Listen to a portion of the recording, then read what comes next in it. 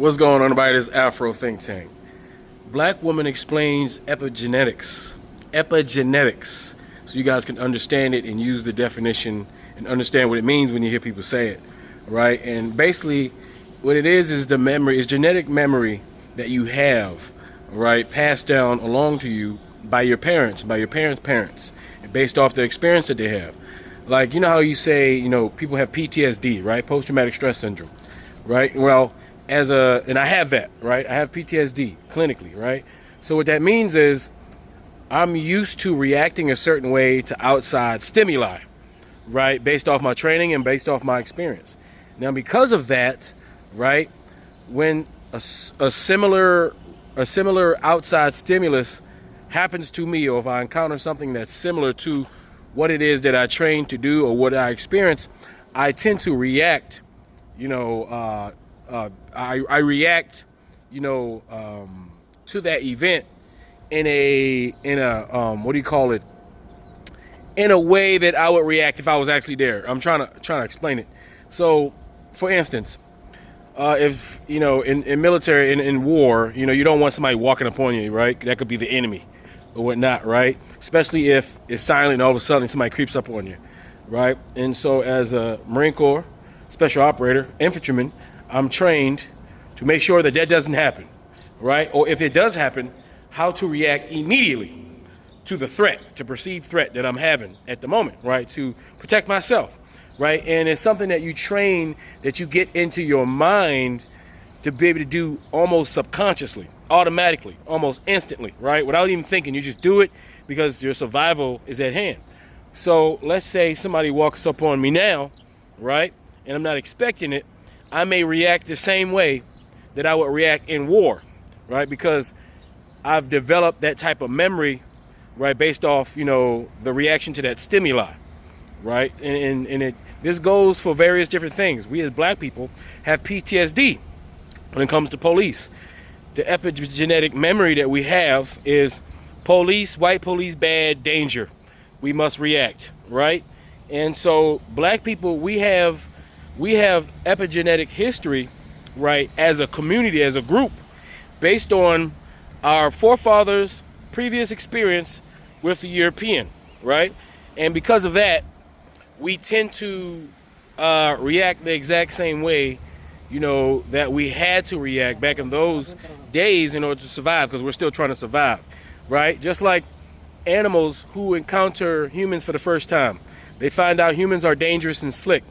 So their epigenetic memory makes it so their offspring somehow within them recognizes that human is a threat, is a danger, right? And it will react to the human the way it saw its mother react, or the way it's something inside that says you need to react this way in order to survive. You need to do this because this is what you need to do at this time, right? So there's a lot, and the thing is, there's a lot of epigenetic memory in Europeans, right?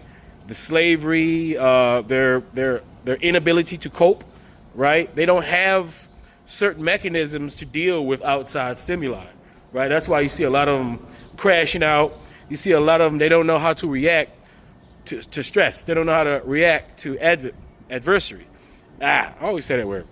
For adversary, whatever. Y'all know what word I'm trying to say, right? They don't know how to react to stress. They can't cope, right? So what they do, they has the highest rates of suicide, right? They do the most craziest drugs that's usually, the results are permanent, right? They do wild and crazy things, in order to escape the actual reality, right? Because they don't have the coping mechanisms built in, because of, muscle memory, what we like to call it, right? And PTSD, or the things that we call trauma or shell shock or those type of things, the mechanism is inherent within us as human beings, because as creatures, we must remember what's dangerous, right? Like if you were to walk up to the edge of a cliff and you look down, your epigenetic memory is going to tell you, get the hell away from that cliff. You're going to feel that feeling in your legs that's telling you not to go any further. You're going to be afraid. It's just something's going to happen. Your whole body will tell you,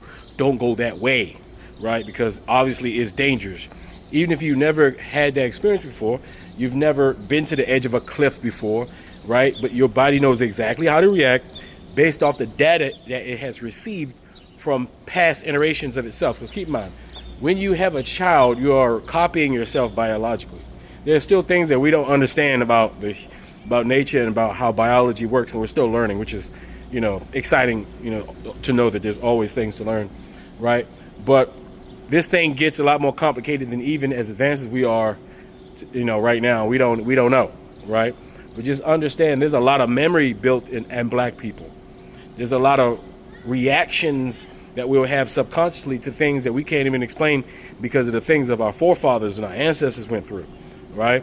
And it goes both ways, good and bad, right? Useful and, very, very not useful, memories and reactions to outside stimuli, all right? Anyway, without further ado, let's let this beautiful lady speak to the topic better than I can. Anyway, tell me what you guys think in the comment section. It's Afro Think Tank. Learn something, teach something. I'm out. Okay, so I keep hearing conversations about epigenetics, and they keep being framed like it's only a Black thing. Like trauma solely lives in Black DNA, and everybody else is just fine. But that's not true, and that is not how epigenetics works. Epigenetics shows up in all of our lives. So, very simply, epigenetics is about how experiences affect the way our genes are expressed. Not changing DNA, but changing how the body responds to safety, stress, threat, and stability. And what gets passed down isn't memories, it's not stories. It's patterns of response. How quickly your nervous system activates. How much danger your body expects. And how safe or unsafe the world feels before you've even thought about it. And when people talk about Black communities, this usually clicks right away. Generations of slavery, segregation, redlining, policing, medical neglect, economic instability that was deliberate, not accidental. Bodies learned vigilance, right? Stress responses, they stayed close to the surface. Scanning environments became automatic. That's not weakness, that's adaptation. But Black people aren't the only ones whose bodies adapted to history. Many Asian diasporic communities carry epigenetic imprints too. War, colonization, internment, displacement, refugee trauma. Think about Japanese American families shaped by internment, Vietnamese, Cambodian, and Korean families shaped by war and exile. Immigrant households where survival meant staying quiet, staying compliant, and staying good. That shows up as hyperdiscipline, emotional restraint, fear of authority mixed with pressure to assimilate. That's not personality, it's survival. Latino communities carry it too, along with indigenous communities. We've got colonization, border violence, forced migration, labor exploitation, family separation historically and in the present. Bodies that learned instability, that learned movement, that learned systems can turn hostile overnight. That often shows up as adaptability, strong kinship, and resilience, and also chronic stress and uncertainty woven into everyday life. Again, not culture, adaptation. And then there are white Americans. They didn't grow up in a neutral environment either. They grew up in a system historically designed to protect them, believe them, and center them. Even when things went wrong, that shapes a nervous system too. Epigenetics isn't just about trauma, it's also about conditioning, generations of being believed, of expecting institutions to respond, of assuming protection as the default. That becomes an embodied expectation of safety. And this is where I keep seeing the disconnect. Lately, I've seen white parents talking online about getting IDs for their kids. Not because their kids are undocumented, but because they're suddenly afraid of how the systems might treat them. Now, I'm not saying that to mock anyone. I'm saying it because fear, this fear, feels new to them. For Black, Latino, Asian, and Indigenous parents, that fear has never been hypothetical. We've been navigating it forever. When our kids are killed or harmed, the conversation lasts maybe a week, if that. Then we're told to comply, to be calm, to not look suspicious, right? As if we were the ones that people needed protection from. So when we talk about epigenetics, here's the real truth. Different communities inherited different relationships to safety. Some learned vigilance, some learned silence, some learned movement, some learned expectation. None of this is destiny. Epigenetics describes tendencies based on history. And right now, all of those adaptations are colliding in the same country at the same time under pressure. That's why race conversations feel so charged. We're not just arguing ideas. We're bumping into embodied history. One group's nervous system is responding to centuries of threat. Another's is responding to centuries of assumed protection, starting to feel unstable. That doesn't make anyone evil, but it does mean that everyone's carrying something.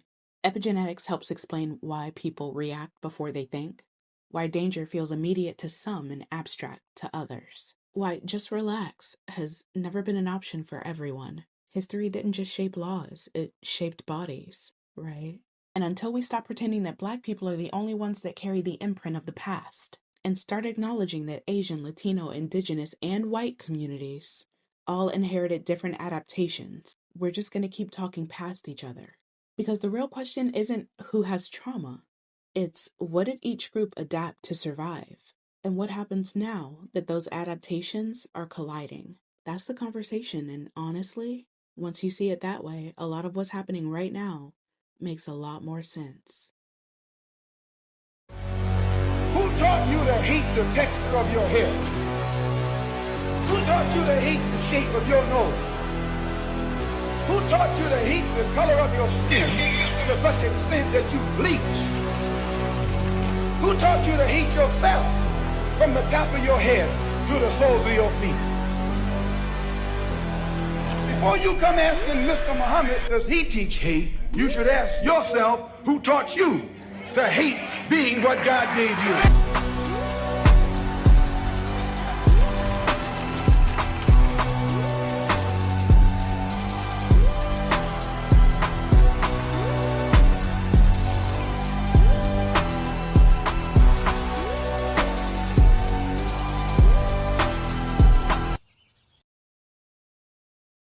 Free Sudan! Boycott diamonds and gold! Free Sudan! Boycott diamonds and gold! We most definitely cannot forget about the people of Sudan! Thanks for watching Afro Think Tank. Don't forget to like, share, and subscribe. And follow me on Substack and Patreon for more content. Remember, it's Pan-Africanism or nothing.